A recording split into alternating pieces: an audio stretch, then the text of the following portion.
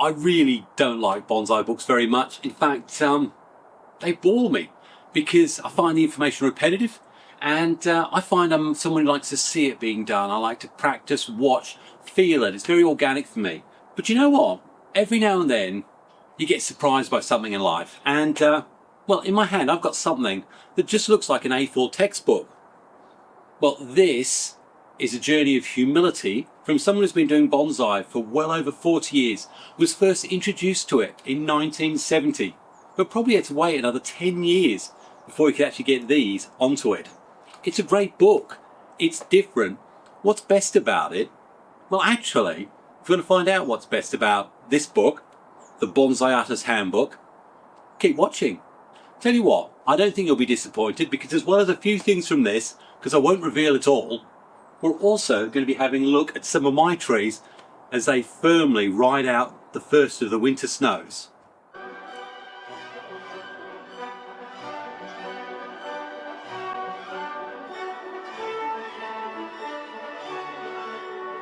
Hiya, it's Xavier. Welcome to my Bonsai Retreat. Short and sweet. In my hand, I have a book that is probably humility itself. It is not going to demand that you buy it. It's upside down. There's nothing in that front that's going to make you say, wow, this is exceptional, this is something I need to buy.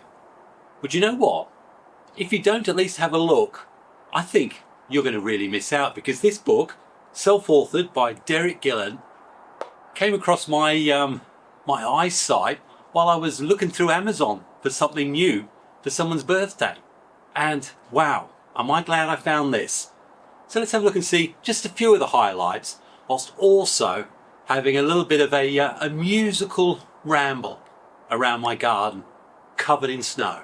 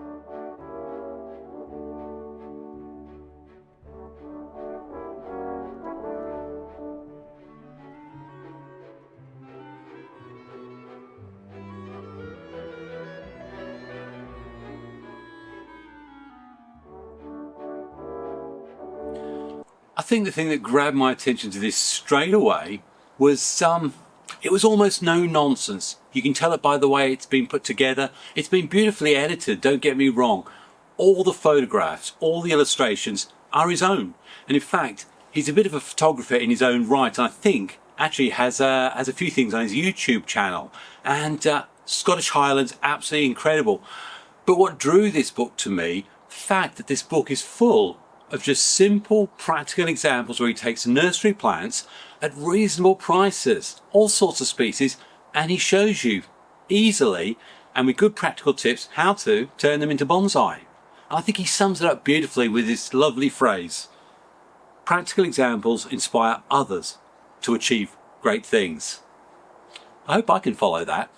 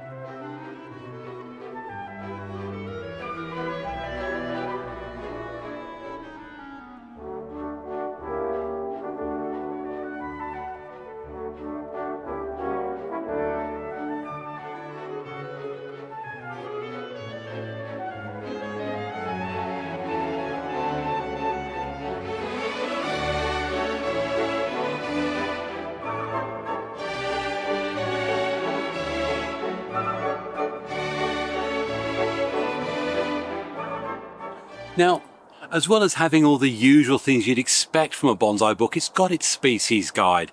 It's got its different, styles, again, all hand sketched. It's even got this really useful pH table and how it relates to many of our different bonsai species. That's something I'm going to find very useful, especially for Masatsuki azalea.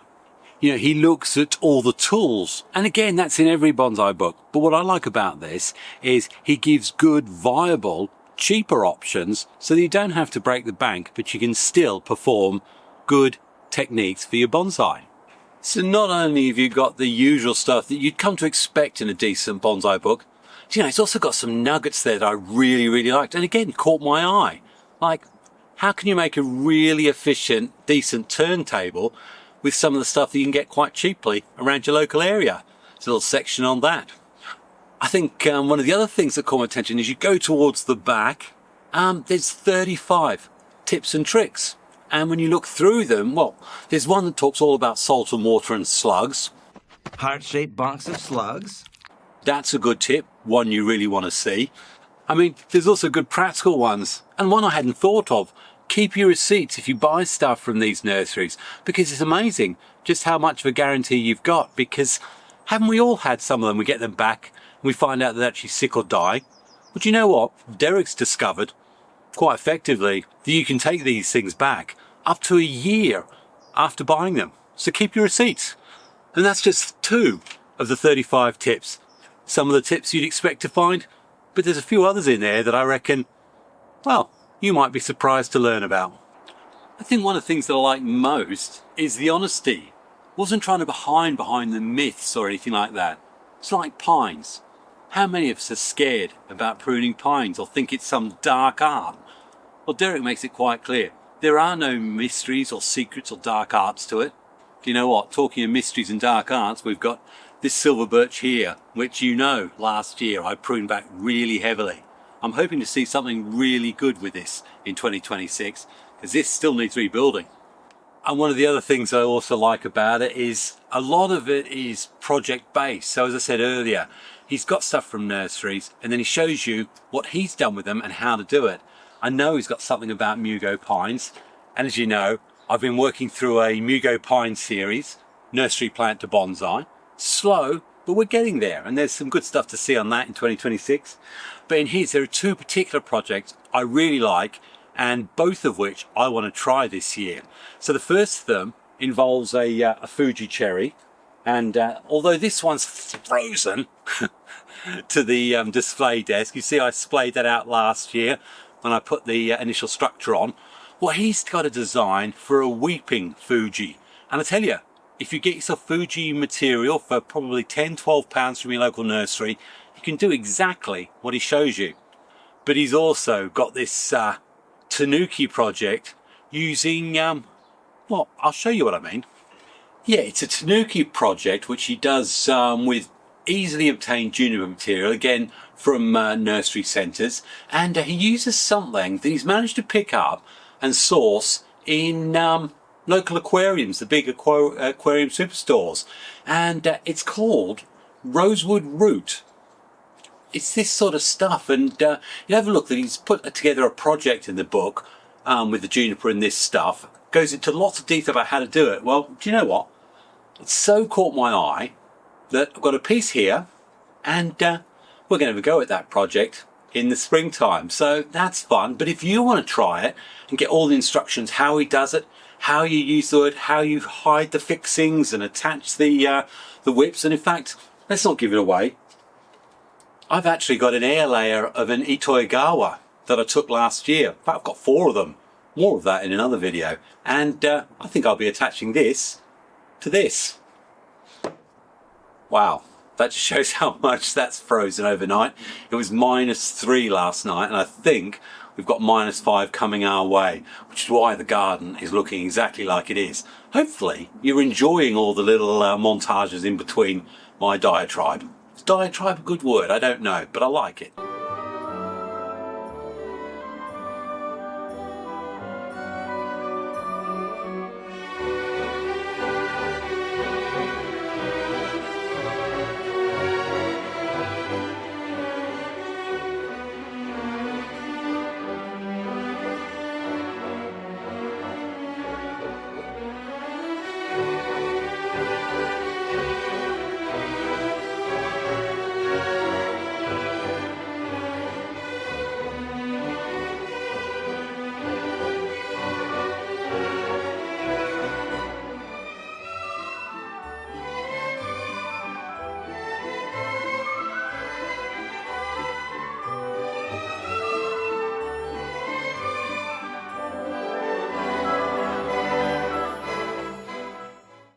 And talking about incredible projects and stuff, I was looking at the silhouette of this oak. Isn't it fantastic? I got this from Greenwood's back in 2018, I think, for £40, 4 foot.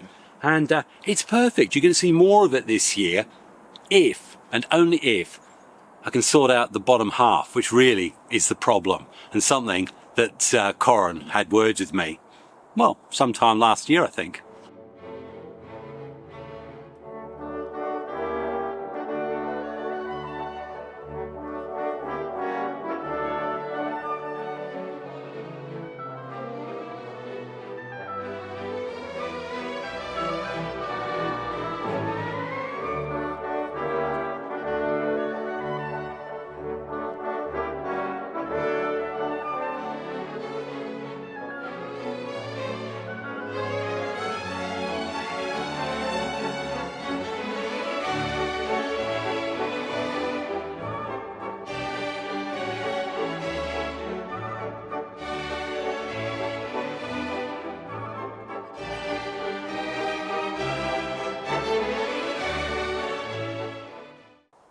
And of course, you do have to have a little bit of indoor protection for the azaleas, the olives.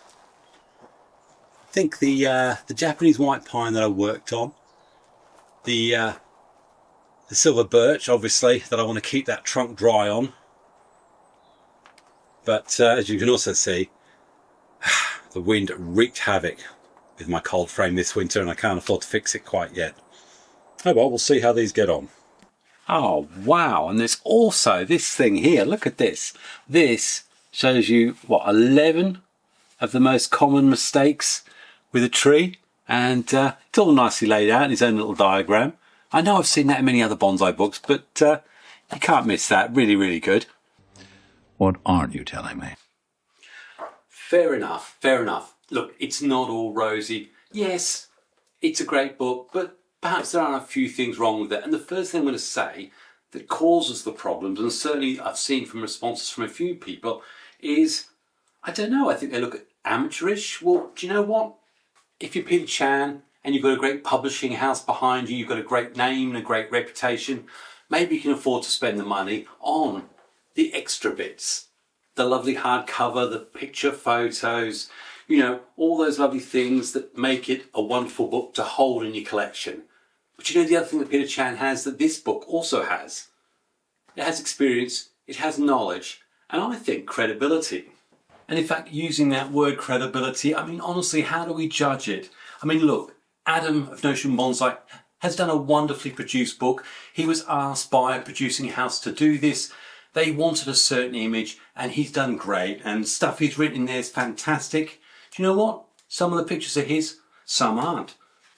And you can't argue when you've got the likes of Bjorn Bjorholm doing a forward for him. It's a wonderful book by Adam, but again, I think there was a publishing house behind it. That makes it easier to get that post-production done. I said all along, I'm not pretending, it looks like a textbook. It reads like a textbook. And yes, someone said, well, I don't like it because it bows out a bit. Well, you know what? I just jam it between two other books. And yes, I found another problem with it. The pages on the right-hand side, the numbers should be on the outside. Is that going to make it difficult for me to understand the great content that's in here? Of course not. Bit of a pain? Yes. Pictures. Someone said the pictures just aren't up to that sort of spec. What are they? Not shiny, not glossy. Let's remind ourselves, this is from someone like me, or like many of us out there. We've got loads of experience. Yeah, okay, we don't come from some great bonsai empire. We don't have a load of money behind us. But you know what? We have a lot of practical experience. That's why this book appeals. That's why this book is calling out to me. Because, do you know what? Any number of us could write a book like Derek's written. But what Derek's done is he's taken the next step. He's invested his time, his money, his experience into what he can afford to do. And do you know what? I'm certainly not going to get put off by the binding. I'm certainly not going to get put off by the page numbers. But I tell you what might put me off, Derek. For me and for the benefit of anyone else who might want to buy this. And by the way, I'm not getting paid. To be fair, Derek has actually mentioned me at the back along with Maris of Maris's Bonsai. Really, really good creator. really good channel. You can get your copy if you go on Amazon. There'll be a link in the description. Trust me, have a look at these, because I think it comes in various versions, including an electronic version. So if costs are a thing, that might be something you want to consider. But there is one particular thing I really have to bring up, Derek, and perhaps you can answer it in the comments. And that relates to something that's written on page 151. Adding sulfate of iron will change the pH of the soil, becoming more acid or acidic. The additional benefit of iron is darker green foliage.